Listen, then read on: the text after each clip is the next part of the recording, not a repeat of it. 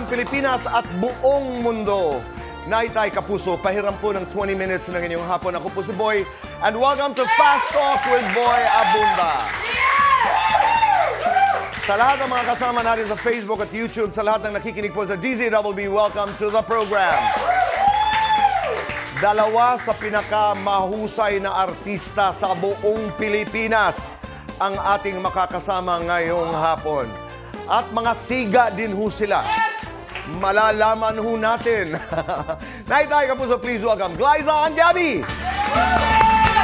Glyza and Gabby Eigenman.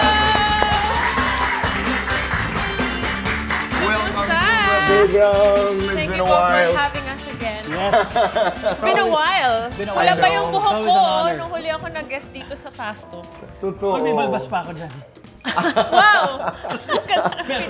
Maraming salamat. Pero diretsa na, dahil napapag-usapan namin kahapon pa, sabi ko, I am just looking forward to asking this question. In an interview, I think you were quoted to have said, he is your Leo DiCaprio, as you are the Kate Winslet of his life. Yes. Ano nga? I think po yung chemistry namin pagdating sa acting, katulad ng kay Kate tsaka kay Leo, that we don't have to be romantically involved yes. in our reality, sa buhay namin. Pero pagdating sa eksena, talagang nag-gel kami. Yeah. Yung katotohanan na yun, talagang totoo pag nasa eksena. Tsaka we don't need to say anything.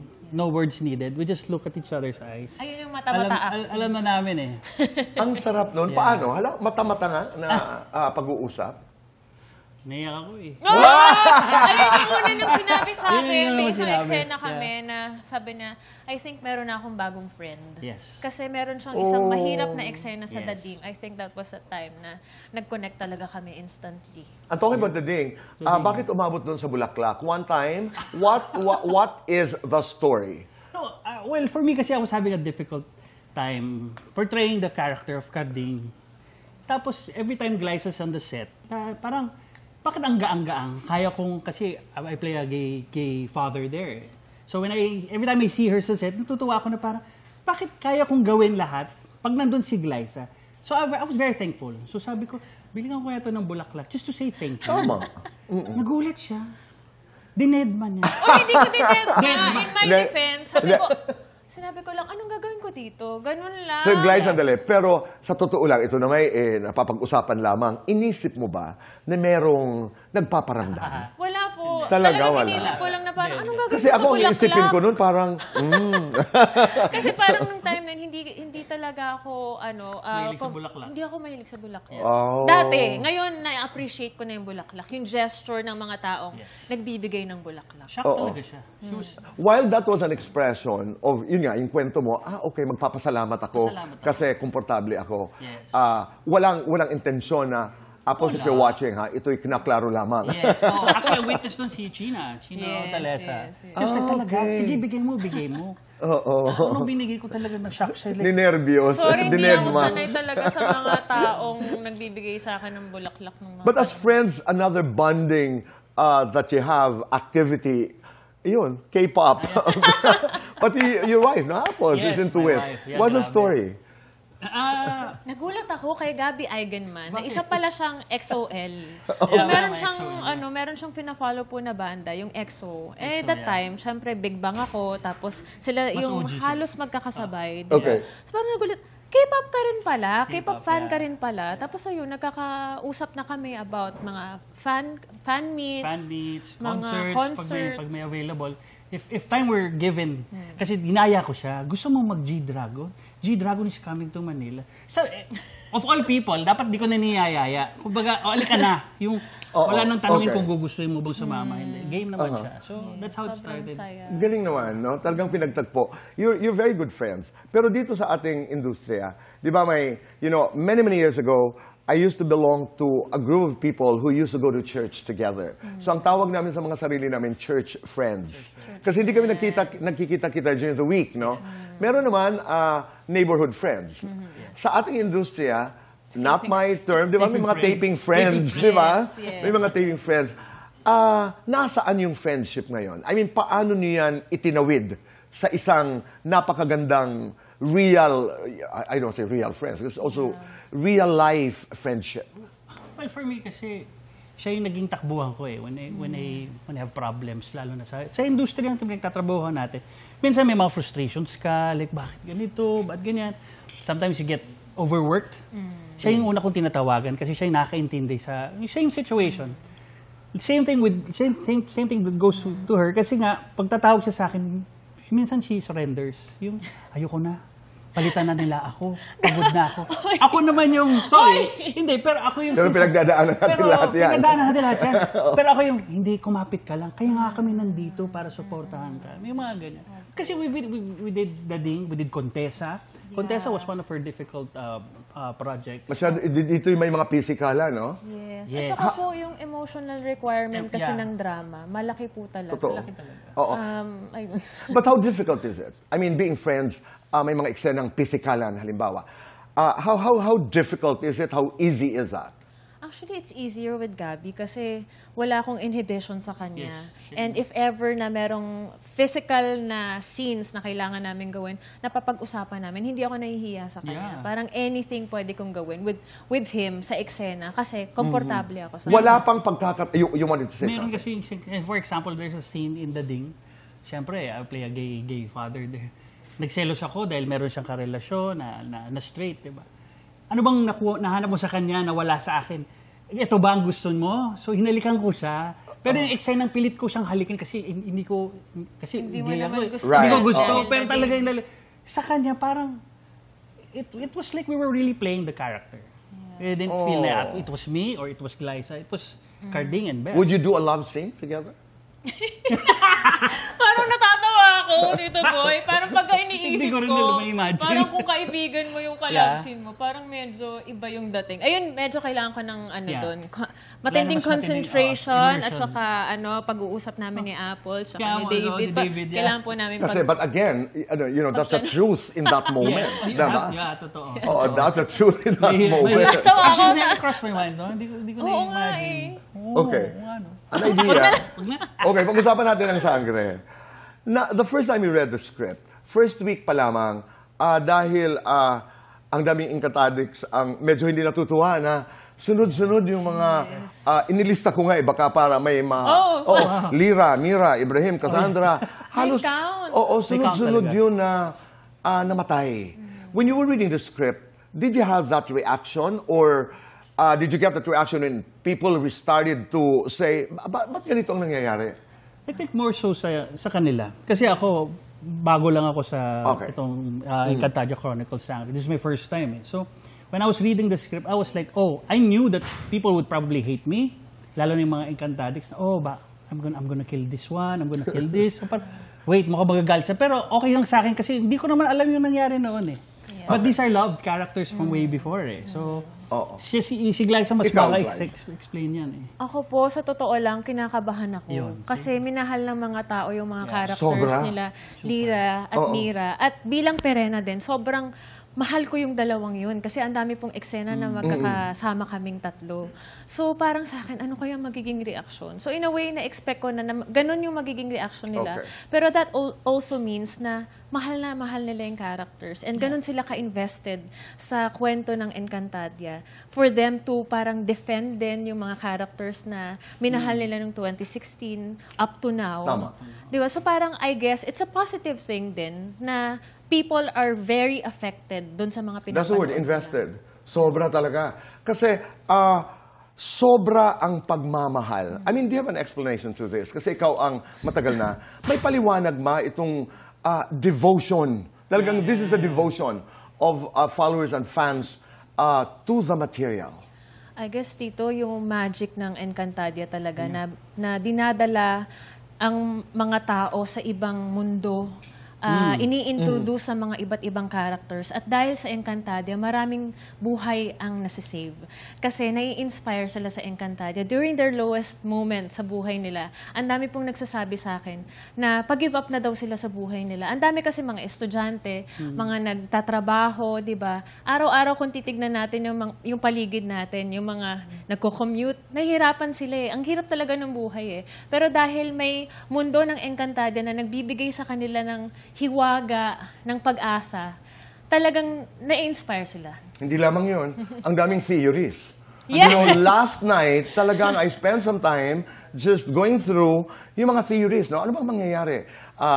Ikaw naman pala ay fake daw yung yung brilyante na nakuha. Magandang theory yun. Magandang theory yun. At meron pa, hindi naman naubos, may natira.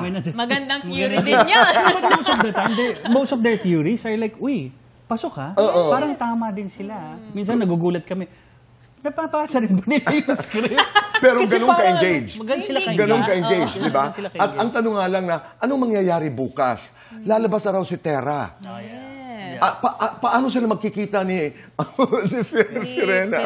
Ni Pirena. Kasi mahaba pa pong journey ang pagsasamahan ni Terra at ni Pirena. Dahil nga, bumabawi ngayon si Pirena sa kanyang mga kapatid yeah. at mga kamag-anak sa Encantadia. Gusto niya na maisakatuparan ang bugna, kung ano yung naitakda.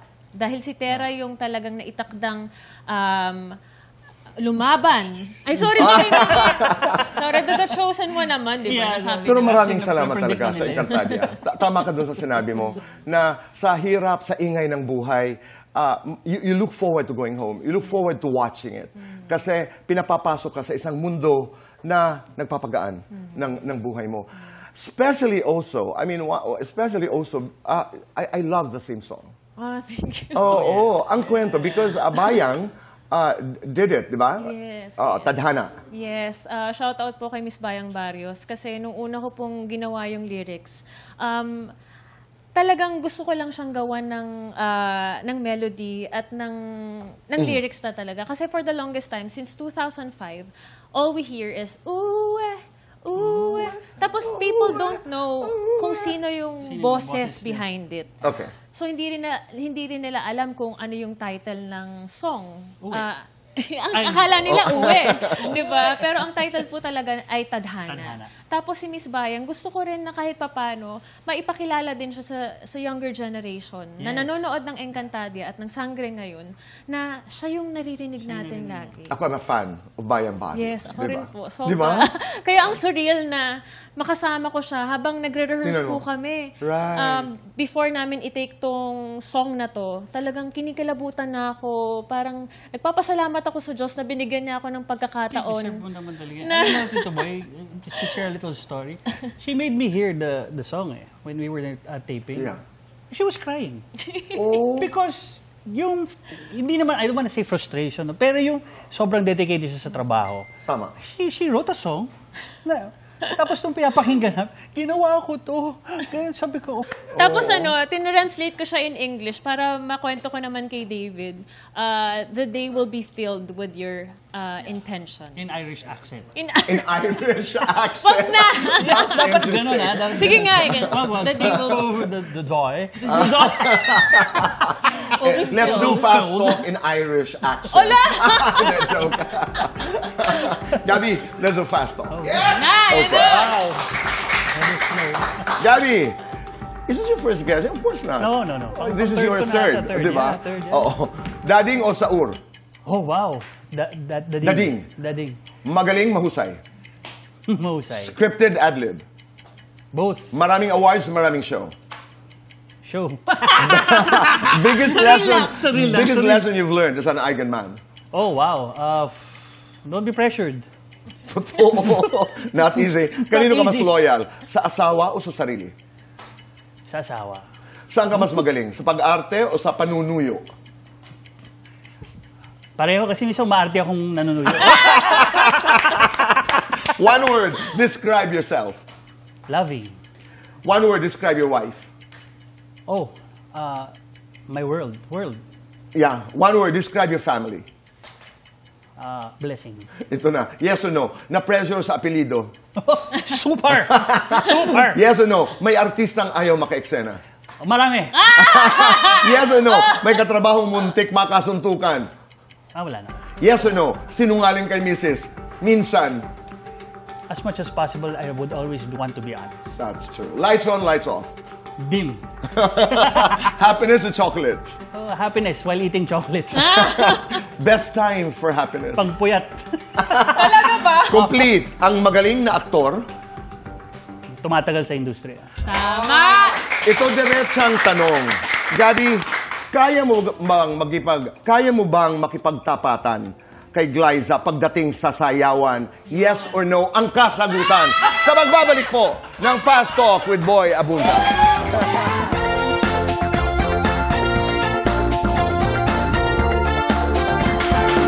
Back to the show.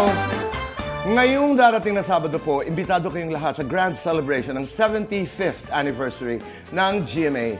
Abangan Beyond 75, the GMA Anniversary Special, ngayong Sabado 7:15 ng gabi sa GMA Weekend Prime. That's an invitation.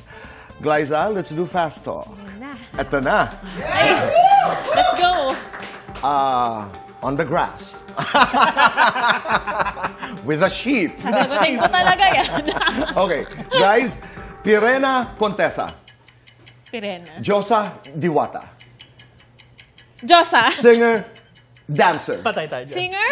Tag-init, tag-ulan. Tag-ulan. Brilyante ng apoy o brilyante ng puso? Brilyante ng puso. Kung kanta si David, ano ang title? Ocean Eyes by Billie Eilish. Oo. Gusto mong hinahawakan sa'yo ni David? Buhok. Gusto mong hinahawakan kay David? Cheek. Kung warning label ka, ano ang nakalagay? Don't touch. What makes you cool? Being myself What makes you feel safe? when I'm with my family. Yes or no? May pinagsilosan kay David? Yes. Yes or no? Na-offend sa kapwa-artista? Yes. Yes or no? May pinagsisihang role? No. Yes or no? Masarap magmahal? Yes. Lights on or lights off? On the grass. Happiness or chocolates? Happiness.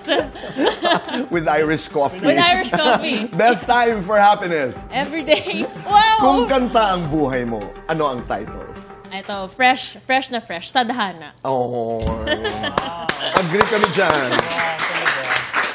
Listen, let's talk mula Encantadia Chronicles Sangre. Punta naman tayo sa Stars of the Floor. Ayan. You know, people want to ask, bakit sumali si Glyza de Castro? Siguro po sa akin yung definition ng pagiging artist ay yung you continually try to evolve. So whether that's something na bago sa akin or nagawa ko na before, I still want to surprise people by yourself. learning and myself. Diba? Yes, by learning something new in every project. And is it true that parang you said you wanted to do this before you begin, a new era, a new chapter in your life? Yes. Referring to, building a family. Opo, kasi parang... Bago magka-baby, di ba? Yes. Parang feeling ko lang po, matagal kung hindi magagawa yun, yung pagsasayaw, yung mga physical activities, working out. Kasi parang sa akin, ang dancing is also working out eh. Kasi it involves cardio talaga. So, para sa akin, natutuwa ako kasi may music pa na sinasabayan kami. Tapos, bagong genres every week. So, talagang challenging siya. Tapos, naisip ko na hindi ko na ito magagawa. Mapapanood ko na lang to sa social media.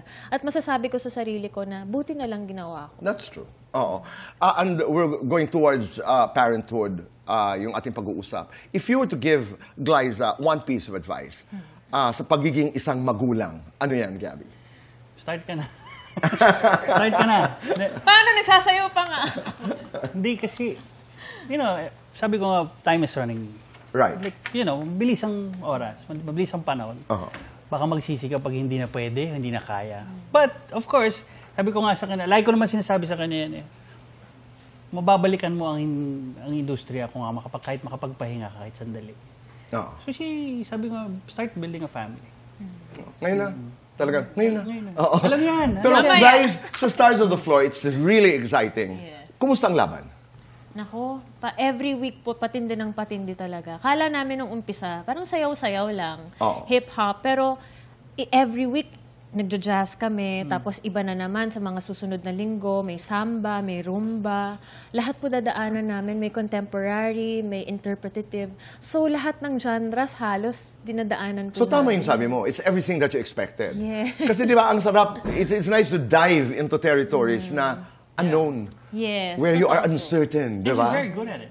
She Lahat. is. Oo. Paano naman namin malalaman kung she's very good at it? Pag hindi niya ginawa dito. Ayan. Ito yung tapatan na hinahanap Ano namin. ba tayo Papakita ngayon? mo. Oo. Kasama ba ako dyan? Jazz ba tayo Kasama ngayon? ka dito.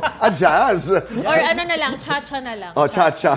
Para madali lang. Okay, Oh, sige. tapos counting na, 1, 2, 3, 4 lang. Okay. So, hindi umabot Gabby? ng 8. Okay. Ready ka with music, please? Oo. Stars on the floor. 3, 4. 1, 2, 3, 4. And 1, 2, Oh. 3, 4. And 1, Bakit may mga kamay-kamay, oh? 1, 2, 3, 4. Huwag and naman 1, nakakoryo. 2, Pwede 3, simpleng Wow. gumanda. Sige lang, sige lang. Ganyan lang. Galing, oh. 3, 4. 1, 2, 3, 4. Side naman, 2, 3, 4. Oh. 1, 2, 3, 4. and Pero kakaiba si 1, 2. Glyza, no? Tapos ikot. 1, Ikot, 2, ikot. 3, 4. Ikot. Okay. Parang nawawala kami ni Gabby. Ayan. Oh, 4 lang yun. 4 counts lang. Ang galing. Para sa akin, champion ka na. Champion, champion. I-claim natin yan. Manifest natin yung pagiging champion. Yes. Yeah. Ito pa. Pauna na yan yung bulaklak. Maraming salamat. Oh, thank you. Maraming salamat. Thank you very much. Gabby and Glyza, maraming salamat. And mapapanood niyo po ang aming mga full episodes sa GMA Network YouTube channel at saka sa GMA at saka sa gmanetwork.com/entertainment. We will see you again tomorrow. And maraming salamat. Be kind. Goodbye for now and God bless you. Voice ko! Thank you.